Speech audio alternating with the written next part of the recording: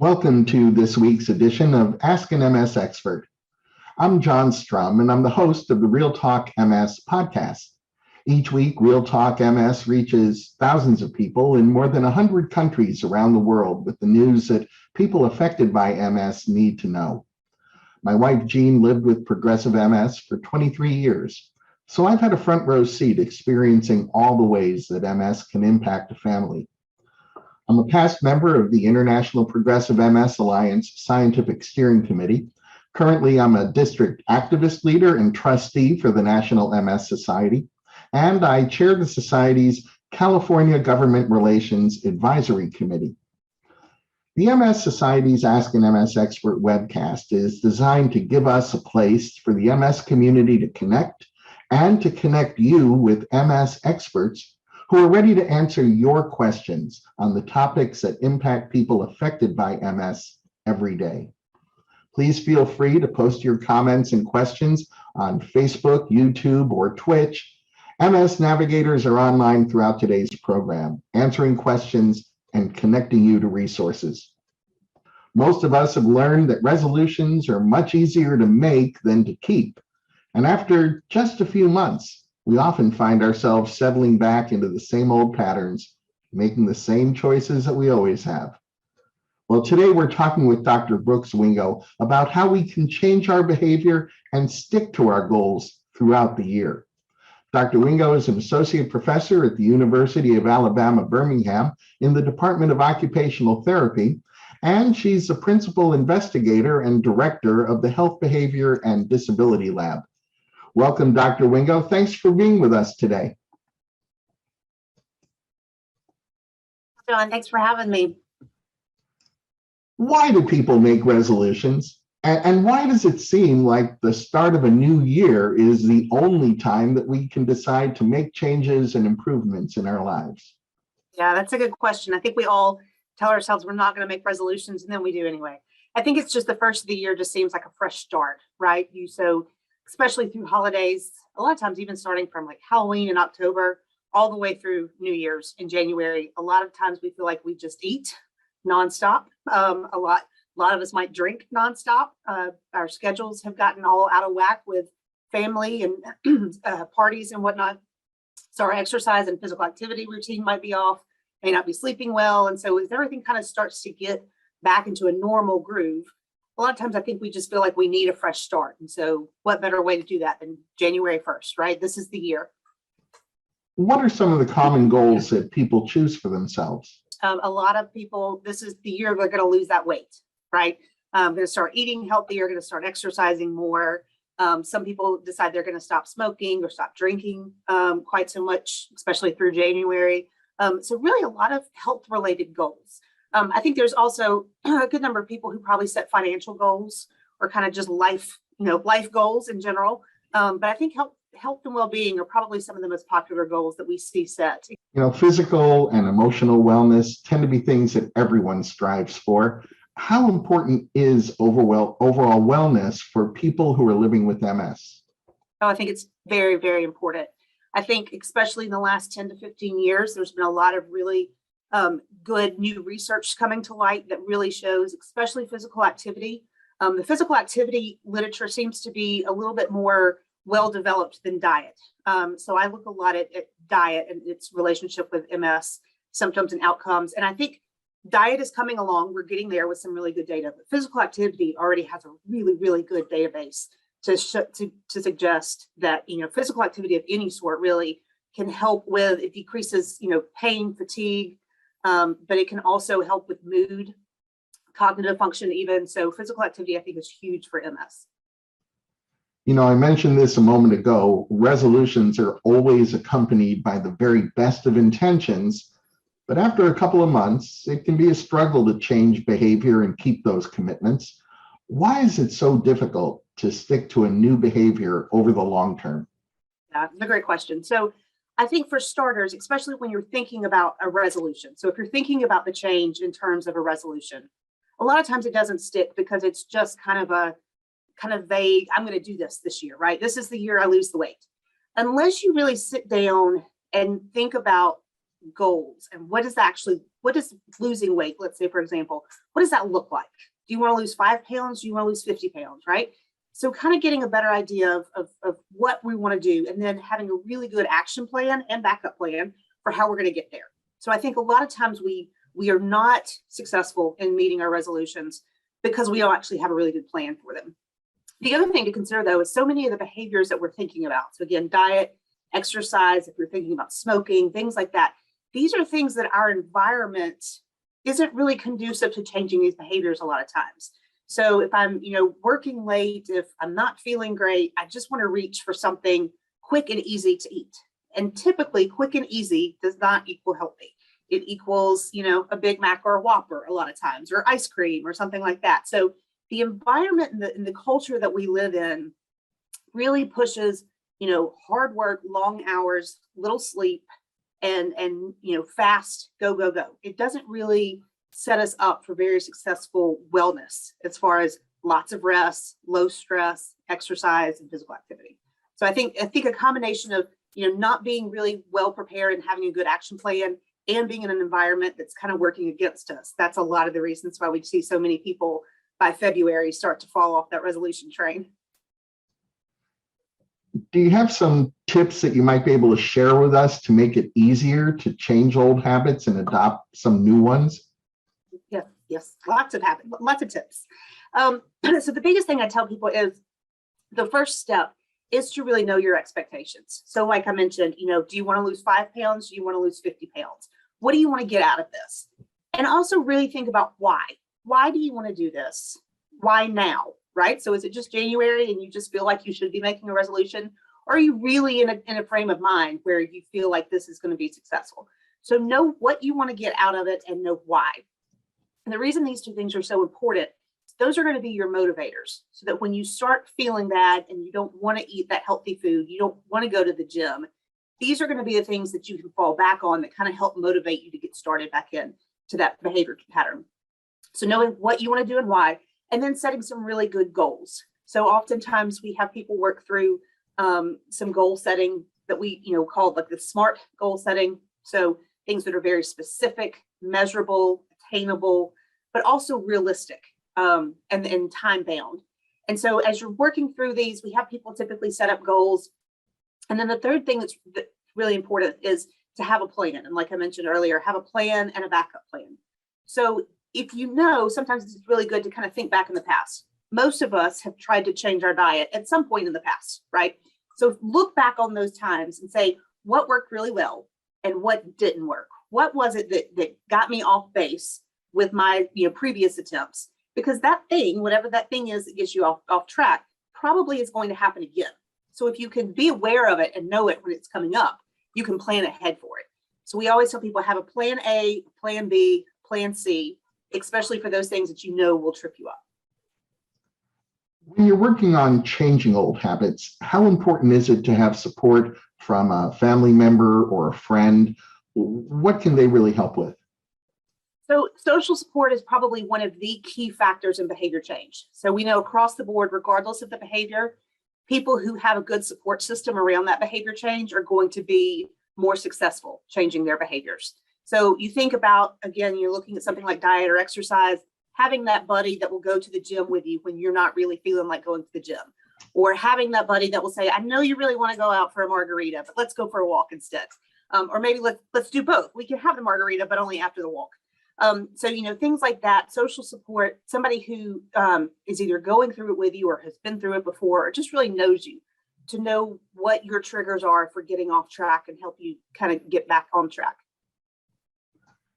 I think you actually started answering this question a couple of moments ago. Gabby told us that she was diagnosed with MS last year. She wants to incorporate more healthy habits into her lifestyle this year. She plans to increase her exercise and eat a healthier diet. And Gabby wants to know whether there's evidence that these kinds of changes are beneficial for someone with MS. Absolutely, yes. There is evidence to support physical activity and diet specifically. So we know that physical activity has been associated with decreased depression, improved mood, cognitive function, decreases in pain and fatigue, Diet, like I mentioned earlier, we're a little bit newer in the diet research. But even with what we have so far, we haven't done a lot of intervention studies, meaning we haven't got a lot of data where we put people on a diet and see what happens. But just when you survey people with MS across the board and you kind of look at who who's faring better or not faring better, diet looks to be potentially a big component of who's doing really well. Specifically, again, pain and fatigue, potentially with some cognitive cognition as well. The other thing with diet and exercise too is even if it's not directly impacting the MS, it will directly be impacting things like high blood pressure and diabetes. And so what we're also finding is people who have high blood pressure, diabetes, kind of these obesity, part of these kind of more metabolic characteristics, their MS outcomes are worse. So by improving or preventing high blood pressure and type 2 diabetes, we may actually be improving the MS outcomes as well. We're not sure yet, but that's what we're looking into. Gabby is also wondering, how does she begin a consistent exercise program? Consistent exercise program. So I think with any behavior change, my recommendation is always start small. So many of us, especially if we are going to do this January 1st, we go out and we download the marathon training and we go keto and then we go gluten-free keto and we just do everything. I think starting small is the best way, especially with something like exercise, where there could be some implications from fatigue, especially. You don't want to go out and do too much too soon and have that, leaving you so fatigued that you can't do anything then for a week. So starting very small and gradually building up as you feel you're comfortable. So it's, not uncommon. I always tell people start from your baseline. So from where you are now. So if let's say you are completely sedentary now, you don't exercise at all, a 10-minute walk might be perfectly, that's a great way to get started. That's a good small step. And so you could do 10 minutes every day. You can do 10-minute walk 3 times a week. And then when you feel comfortable with that, then you can go up to 15 and then up to 20. And so you kind of gradually build into it. That's better for success. Success breeds success. So if you feel good about yourself after you do that walk, you're more likely to go do it again. If you try to go run 6 miles, then you might not feel so good. And chances are you probably aren't going to want to do it again. I also heard you mention this a couple of moments ago, but I think it probably bears repeating. Can you talk a little bit about how healthy habits can impact someone's mental health? Oh, yes. So we know there is a lot of literature that supports healthy habits, again, specifically physical activity and healthy diet. They're very strongly associated with depression and overall mood. They are also linked more and more now with cognitive decline and cognitive disability. So, a little bit different from the mental health aspects, but definitely mood is made a lot better, especially with physical activity, getting out and burning some calories and kind of, burning off. A lot of times you feel like you feel better afterwards, and you actually do. Your body's responding in a positive way. So it's great for mental health. We heard from Bryce, who said he really wants to quit smoking this year. He says he knows that smoking can negatively affect his MS, and he's tried to quit before, but he hasn't been successful. Bryce is wondering why it's so difficult to change this behavior. Yeah, smoking is a terribly difficult behavior to change, and for a lot of reasons, right? So it's an addictive substance. You've got the actual addiction to the nicotine, but you also have, again, potentially environmental impacts. So, if your friends smoke, your family members smoke, you're around it a lot, that's going to be difficult to change. So even if you're able to give it up for a little while, if you get stressed or something like that, you're more likely to go back to smoking if you're surrounded by other people who smoke. So the environment is definitely a big key. Having a social support network that encourages you to quit smoking rather than discouraging is really, really important. But behavior in general, we kind of think of it as it's a process. You don't wake up one morning and suddenly you're a non-smoker. You don't wake up one morning and you're a runner and a dieter, right? Like, it takes time. And part of the process is the relapse process. And so, depending on the behavior, it might take people, a while, sometimes several years, to really get into a good, behavior pattern where you've either gotten rid of a behavior you don't want or brought in a new behavior that you did want. it can take some time. It also takes time to find what works for you, right? So diet, exercise, smoking cessation, there's 100 ways to do any of these. And the one that works for you is the one that's best. So there's no one right way to quit smoking. There's no one right way to start exercising or anything. You have to find what works for you. And so a lot of times until you found that really good plan and that really good backup plan, relapse is going to be part of that behavior process. So I just encourage people to remember behavior change is a process. It's not overnight. And going backwards a little bit in the process is part of it. So that's part of moving forward, is every once in a while taking a step back. To your point, Bryce says he's been trying to quit smoking for 2 years now, and he wants to know how long should it take to change a behavior? So that's a hard one to say. I think a lot of people get fixated on this, is it 28 days to form a new behavior or something? That really is not, there's not a ton of literature to really support that, especially when it is something like smoking. The other thing I would say to consider is, how long have you been doing this? So if you've been smoking for 6 months, it's probably going to be a little bit easier to give up than someone who's been smoking for, say, 20 years. If you've been smoking for 20 years or, however long, it's going to take a little while. It could take 6, 12 months. And again, it could take multiple relapses before you get into that right place. So there's really no good one answer of how long it takes to change the behavior, because it's going to be different based on the situation, based on the behavior, based on the person. But again, I encourage you just to think it's a process. Some people will say that some behaviors, especially, smoking, sometimes alcohol, things like this, they will forever be working on changing those, right? So there's some behaviors that we just really form a habit, and it's just what we do. It's just our routine. There are other behaviors that just kind of plague us, and it will always be a conscious decision of this, I need not to do this. I don't need to do this. I'm not going to do this. And so those behaviors like smoking is going to take a little bit longer. Aisha told us that she heard you have a better chance of sticking to a new behavior if you use SMART goals. Can you tell us what SMART goals are and how they can be helpful? Absolutely. SMART goals, SMART is an acronym that we use to help people set goals. So for example, let's use, I'm going to lose weight this year, right? So SMART stands for specific, measurable, attainable, relevant, and time bound. So specific is just that. You want to make your goal specific. So rather than saying, I'm going to lose weight this year, tell me how much you want to lose. What's your goal weight? Now, I'll throw this out here as well. When it comes to weight loss, I think it's important that we set goal weights or whatnot, but we also look at the behavior, because sometimes the scale's not going to move, despite our best efforts. The behavior is pretty well under our control. So rather than saying I'm going to lose 50 pounds this year, say maybe I'm going to start eating more fruits and vegetables this year. Again, it's behavior, and it's behavior specific. Measurable is you want to be able to give yourself some benchmark as to whether or not you actually met your goal. So again, I'm going to eat at least 5 servings of fruits and vegetables every day.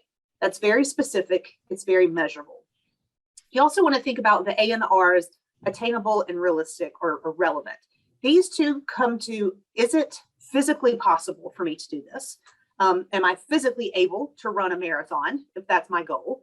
Or should I be shooting for something a little bit more realistic, right? So if I've got 3 months and I'm trying to lose 50 pounds in 3 months, that's not very realistic. It's not very attainable, at least in a healthy manner. So, doing things that are more attainable, looking and seeing. The other thing to think about here with the relevance is, does it work for me right now? So I really want to lose weight, but I'm in the middle of a really high stress situation. The other thing is, sometimes you have to look at, there's multiple behaviors. So do you need to say quit smoking before you try to lose weight? Because we know that when people stop smoking, a lot of times they gain weight. And so, is it really achievable for me in my current state that this is the goal that I need to work on? And then the T is time bound. You want to give yourself a time frame. So again, you have a good measure of how much you're meeting your goal, how well you're meeting your goal. So, I'm going to eat 5 servings of fruits and vegetables at least 5 days a week for the next 3 months. That's a really smart goal, because I know exactly if I've met it or not. One of the big challenges of incorporating a new lifestyle change is finding the motivation to start and then maintaining that motivation over time. What are some strategies or tips for getting motivated and staying motivated? Yes, and I think getting motivated is typically easier than staying motivated. That's the key. So this is where social support really comes in helpful. Having that buddy that says, I know you're tired, but we got to go do our walk. Or I know you want that margarita, we can have it after the walk. That's where social support really, really helps. Also, though, again, having good goals set and having that expectation. So going back to why are you doing this? What do you want to achieve out of it? Because if you look at what you want to achieve and why, sometimes that brings us back to our motivators. So I want to lose weight, that's great. I don't want to go to the gym today. I know that's part of it. But if I'm losing weight because I want to be able to play with my grandkids and I want to be really active and I want to have a longer life, I want to have less pain, that's a little bit more motivating. So if you have those expectations of why you're doing this and you write them down so that you can see them, you can go back to them when you're feeling a little, struggling with your motivation to get back on track. What's the best way to monitor your progress to stay on track? Are there any useful apps for that? Absolutely. Apps are great. So I will say apps are great. There's several that are free. There's a MyFitnessPal. I think it's My Calorie Counter. Those are really good things for diet behaviors and physical activity behaviors. But there's also some habit trackers. So if you are trying to quit smoking or trying to, maybe pick up yoga or do some meditation, some mindfulness kind of things every day, there's a couple of really, there's actually a lot of really good habit tracking apps that all you have to do is just go in and say, yep, I did my habit today, or no, I didn't do it today. And so again, it goes back and helps you look. If you're not into smartphones, if you're not into apps, pencil and paper work just as well. Again, you just want to know when you're tracking things, the tracking really becomes helpful when you use it as really a journal. So going back and looking through. So if you go back and you look through and you say, okay, I didn't, maybe I smoked on Tuesday and Thursday of this week, but I didn't smoke any other days. Well, what happened on Tuesday and Thursday? If I don't write down when I smoke and when I didn't smoke, it's harder for me to remember. But at the end of the week, I can go back and look over my week and say, hey, I did Tuesday and Thursday I smoked. What happened? I'm more able to track my triggers to find out what triggers me to smoke. And then I can try to overlook those or work around those in the future. Mandy tells us that she's decided she wants to eat healthier this year. And for her, that means more cooking at home and less fast food. But she also says that she works long days and usually she's really tired when she gets home. And she isn't as familiar as she should be with healthy foods and recipes. So first, how can Mandy make more meals at home while managing her fatigue? Yes, that's a great question. And a lot of times when we're working with people with MS, fatigue is one of the key barriers to healthy cooking and healthy eating. Because again, typically when we don't feel well, when we're tired, we reach for the easy stuff. And so the key for cooking at home and having home-based meals is making them as easy to grab as the junk food. So part of that is, not having that fast food or junk food in the house, those kind of things. But as far as cooking goes, one thing that really helps a lot of people is meal prep, bulk cooking. So a lot of people will typically it's a Sunday afternoon, but it could be any day of the week, depending on your schedule, and go ahead and kind of pre-cook some of the things that you can make for the week. So there's a lot of soups that can be frozen. So you can make a batch of soup on Sunday and eat off of it all week. You can freeze individual packets of it so that you just have to grab one out of the freezer and thaw it out, and then you're good to go. A lot of people will make proteins like chicken or pork. They can make those and go ahead and pre-package it so that throughout the week, all you have to do is grab it and heat it. You don't have to actually prep it and cook it. So that's probably one of the best keys to eating, cooking healthy, is to have it done as much ahead of time as you can. The other thing is things like fruits and vegetables. So fruits and vegetables, especially vegetables, can take a long time to prep. And that can play into fatigue. So again, if you're feeling really good one day, go ahead and prep all your vegetables, chop them up, put them in individual bags. And then all you have to do is grab that bag, it's a serving of, grapes or whatever it is, and it's right there ready for you. Despite best efforts, we know that change can be hard. And some people may want to reach out to a professional for help with changing their behaviors. what type of a professional can help coach or guide someone through this kind of process? Yeah, that's a great question. So part of it's going to depend on the behavior itself, right? So if you're looking to change diet habits, you're going to be looking for a registered dietitian. If you're looking to change exercise, to get involved with exercise, you want to look for either a personal trainer or someone with a background in exercise science.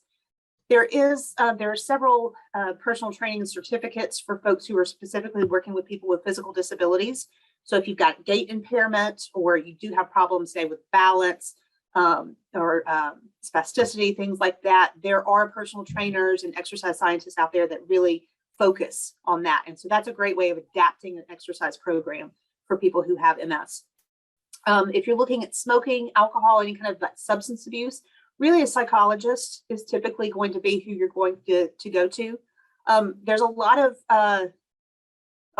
new health coaching, so to speak, that's come up in the last 5 years. It's kind of the hot topic now, is health coaching. And I just say, just to kind of, I don't want to say be careful, but just make sure you're looking in someone's background to see what their, what are their credentials for life coaching or health coaching. Just like you wouldn't give somebody your money to coach you with your money without knowing if they had financial background. Make sure you're not asking, diet advice, smoking cessation advice from somebody unless they have a good background in it. Well, you've shared a lot of helpful information on a very timely, and for a lot of us, very challenging subject. What would you say are the top 3 takeaways that you'd like our audience to remember? Yeah, so I think top 3 is, again, know what you want to do, define it really well. If you're looking to change a behavior, make sure you know what you want to do and why. Have a plan, have a backup plan, have a backup to your backup plan.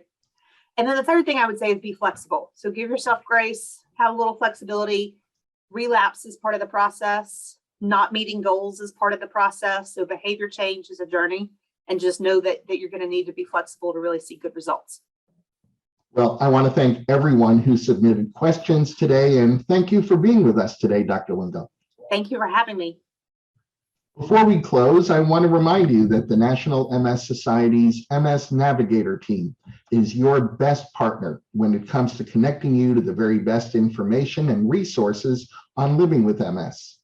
You can reach an MS Navigator by phone, email, or through the Society's website by chat. For information and resources on MS, please visit the Society's website. You'll find research updates and news, information on connection programs like self-help groups and MS Friends, ways to get involved, and upcoming events that are happening near you.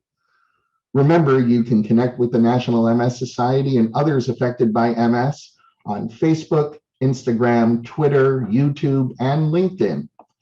And I hope you'll find time to join me every week on Real Talk MS, where I continue the conversation that we start here. You'll find the Real Talk MS podcast at realtalkms.com, Google Podcast, Apple Podcasts, Spotify, Amazon Music, or wherever you find your favorite podcasts. I'd like to thank Dr. Brooks Wingo for joining us today. Please remember that a recording of this webinar is going to be available at the Society's website at nationalmssociety.org/MSexpert, as well as on Facebook and YouTube. I hope you'll join us at this same time for next week's edition of Ask an MS Expert. You can always find our upcoming program topics on the National MS Society's website. And now I have a favor to ask each of you. Getting your feedback on today's program is important. So you'll see a survey pop up in a moment when we close out the program. And if you're watching on Facebook, you'll see a link to that survey pinned to the comments section.